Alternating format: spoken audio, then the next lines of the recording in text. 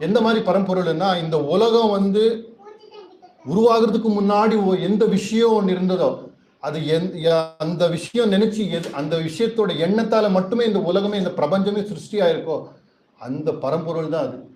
அது நமக்காக அவதாரம் எடுத்து யோகிராம் சுரத்குமாரா வந்து நர்தாரால பிறந்து இங்கே வந்து பல பேர்கிட்ட பல இன்னல்கள் பட்டாலுமே ஆடி பாடி அதுலேயுமே பல பேரை ஆட்கொண்டு சாமி மாதிரி பல பேரை ஆட்கொண்டு தான் சென்ற பின்னாலும், அதாவது தன் உடம்பை விட்டு தான் சென்று சித்தியாகி சூட்ச்ம ரூபத்தில் இருந்தாலுமே இந்த உலகத்தை கவர்றதுக்கு யார் யார் எங்கெங்கே விதைக்கணும் எல்லாம் விதைச்சிட்டு பர்ஃபெக்டாக பிளான் பண்ணிட்டு சாமி வந்து எல்லாம் உட்காந்து பார்த்துட்டு இருக்காரு. பல பேர் பல விதத்தில் பண்ணிட்டு இருக்காங்க. அவங்கவுங்களுக்கு தெரிஞ்ச மாதிரி பண்ணிட்டு இருக்காங்க.